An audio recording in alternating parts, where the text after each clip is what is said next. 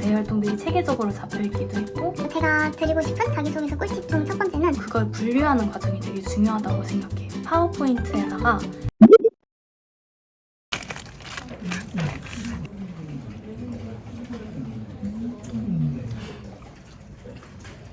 진짜 맛있어요.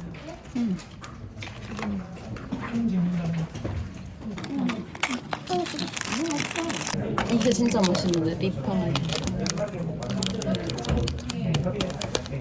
저랑 뭐 먹지? 마라탕 무조건 어디서? 근데 바꿨어요. 어디로? 고기로?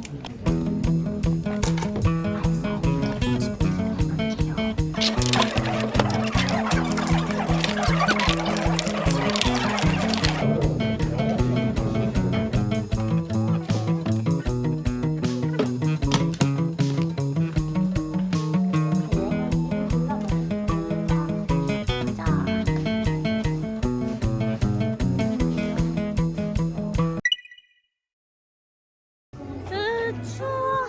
아니 근데 다시 따뜻해진다면 왜 어제까지만 해도 괜찮았는데. 아 추워. 얘 어디 있지? 젠듯? 쟤야? 아닌지. 제인듯? 어디? 뽀글이? 근데 자꾸 이상한 사람한테 남잔가 봐.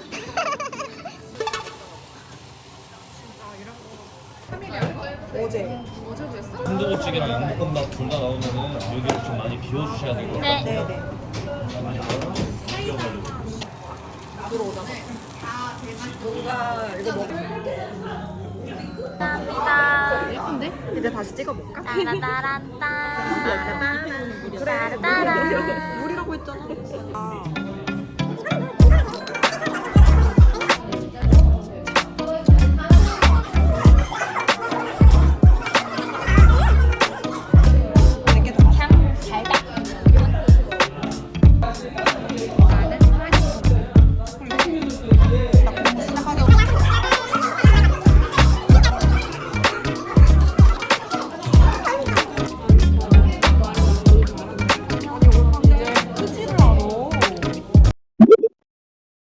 안녕하세요. 사실 오늘 브이로그를 처음 찍어봤는데 생각보다 너무 어려웠어요. 얘가 있으니까 친구들이랑 있어도 제 찐 텐션을 보여드리기가 너무 어려웠고 사람들의 시선이 좀 느껴지기도 해서 뭔가 말을 제대로 못했었던 것 같아요. 일단 첫 번째 브이로그라서 주제에 대해서 이야기를 하면 좋겠다라고 생각을 해서 아무래도 제가 취업을 한 지 얼마 되지 않았으니까 취준생분들에게 도움이 되는 콘텐츠를 만들 수 있으면 좋겠다라고 생각을 해서 저희 취업 꿀팁이나 아니면은 대학 생활에 대한 이야기를 조금 나눠보려고 해요. 제 카메라를 두고 혼자 제가 주절주절 말을 잘 못할 것 같아서 친구들에게 취업에 대한 질문들을 좀 받아왔어요.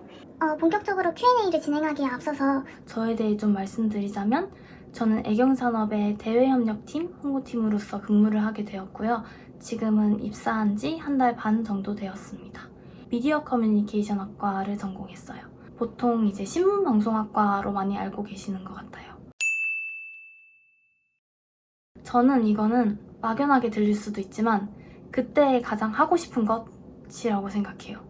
저도 대학교에 처음 들어와서 뭔가 미래에 대한 생각을 하기보다는 지금 당장에 내가 좋아하는 거, 하고 싶은 것들에 집중을 많이 했었어요. 저희 과는 소모임들이 되게 많았었는데 많은 활동들을 해보는 게 이제 대학생활의 목표였기 때문에 제가 할 수 있는 소모임들은 다 들어갔었어요. 진로와 그렇게 직무와 연관되지는 않았었어요.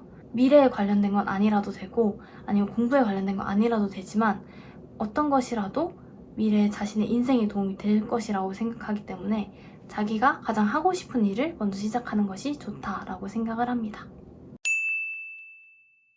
후회한 일을 꼽기는 되게 어렵기는 한데 굳이 꼽아보자면 진로에 대한 고민을 조금 빨리 해볼 걸? 이라는 생각이었던 것 같아요.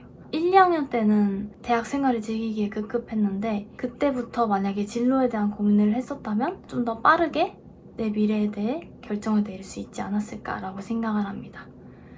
또 후회한 게 하나 생각이 났는데 저는 교환학생 안 간 걸 되게 후회를 많이 했어요. 제가 교환학생 가려고 마음먹었던 시기에는 주변 친구들이 되게 방송국에서 일을 많이 했던 시기였는데 저도 이제 거기에 따라서 자연스럽게 나도 일을 해야지 라고 생각을 했었던 것 같아요. 교환학생을 가게 된다면 뭔가 해외에서 자연스럽게 뭔가 내가 하고 싶은 것들을 자유롭게 할 수 있는 시기라는 생각이 들어서 교환학생을 꼭 가보길 추천드립니다. 사실 저도 안 가보긴 했지만 추천드립니다. 저의 경우는 휴학을 1년 정도 했었었는데 반년은 이제 방송국에서 조연출로 일을 하면서 보냈었고 반년은 이제 조금 자유로운 저만의 시간을 가지면서 좀 대외 활동을 좀 많이 했었던 것 같아요. 휴학을 했을 당시에 했던 일들, 내가 했던 생각들을 나중에 가서 이야기는 할 수 있어야 한다고 생각해요. 사실 휴학을 하고 나서 마냥 놀더라도 내가 이 안에서 뭔가 내 인생 가치관을 배웠다거나 뭔가 그 경험들을 통해서 내가 좀 더 성장할 수 있었다면 휴학을 하는 건 전 상관없다고 생각해요. 저는 사실 자격증 준비를 가장 먼저 했었던 것 같아요. 취업에 대해서 막막하니까 가장 먼저 할 수 있는 게 무엇일까? 라고 생각을 해봤을 때 자격증이라고 생각이 들어서 GTQ 1급, 컴퓨터 활용 능력 2급, 오픽 이렇게 이제 취득을 했었어요. 근데 사실 실무자분들의 이야기를 들어보면 자격증이 그렇게 큰 변별 요소는 아니라고 하더라고요. 자신만의 경험들이나 이런 것들이 변별력이 될 수는 있지만 자격증 그 자체로는 경쟁력을 가질 수는 없다고 해요. 남들이 하는 만큼 나의 성실함을 보여주기 위한 요소로는 좋지만 자격증이 뭔가 나의 경쟁력이 되지는 않기 때문에 내가 무엇을 할 수 있는지 잘 생각을 해보고 나만의 경험을 쌓아가는 게 우선이 돼야 된다라고 생각을 합니다. 그래서 사실 첫 번째로 제가 만약에 다시 취준생활을 하게 된다면 뭔가 대외 활동이나 인턴 활동일 것 같아요. 그런 활동들은 사실 직접적으로 직무에 대한 고민을 할 수 있는 활동이기 때문에 그런 것들을 먼저 시작하면 내 미래에 대한 고민을 조금 더 구체적으로 해나갈 수 있을 것 같습니다. 저도 본격적인 대외 활동은 3, 4학년 때부터 시작을 했었던 것 같아요. 대외 활동의 경우도 기준이 되게 많아요. 뭔가 대학생들만을 위한 대외 활동도 있고 졸업생들도 참여 가능한 대외 활동이 있는데 그래서 저는 수료자일 때도 뭔가 연락을 해서 수료자도 지원이 가능한지 여부를 알아보고 했었는데 뭔가 지금 영상을 보고 계신 대학생 분들이라면 미리서부터 대외 활동을 한번 준비를 해보시는 것도 좋을 것 같아요. 이제 좋은 대외 활동의 경우는 주관적인 것이라서 뭐가 좋다고는 말씀드리기 어렵긴 하지만 제가 주목했던 것은 수료증이나 증명할 수 있는 무엇인가가 있느냐였던 것 같아요. 어찌됐건 제가 성장하기 위한 발판도 되긴 하지만 대외활동이라는 게 취업을 위한 발판으로서 쓰이는 경우가 되게 많기 때문에 이걸 나중에 내가 이러한 활동을 통해서 이렇게 성장했다를 보여줄 수 있는 지표가 있는지 없는지 성과를 나타낼 수 있는지 없는지를 조금 주목해서 보시면 좋을 것 같아요. 꿀팁 아닌 꿀팁인데 사실 많은 시간을 할애하는 대외활동일수록 조금 기피하게 되잖아요. 근데 저는 오히려 많은 시간을 할애할 수 있는 대외활동일수록 뭔가 얻어가는 것들이 많긴 했어요. 더 대외활동들이 체계적으로 잡혀있기도 했고 그래서 대외활동을 하기로 마음먹으신 분들이라면 시간을 조금 할애해서 활동에 집중을 해보시는 것도 좋은 방법이라고 생각합니다. 제가 드리고 싶은 자기소개서 꿀팁 중 첫 번째는 일단 공부입니다.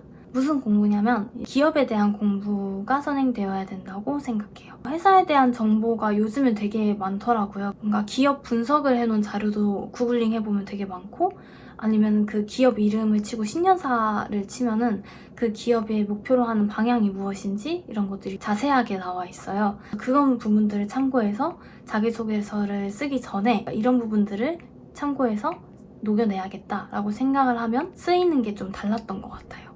두 번째로는 합격 자기소개서를 많이 읽어보는 것이 좋다고 생각을 해요. 합격 자기소개서라는 게 나와 다른 사람들의 이야기를 읽는 거기는 한데 그것들을 조금 계속 보다 보면 자기소개서에 이런 내용을 담아내야 되는구나 하는구나를 조금 알게 되는 것 같아요. 감을 조금 잡아갈 수 있는 과정이라고 생각을 해서 많은 자기소개서들을 읽어보는 것이 좋다고 생각합니다.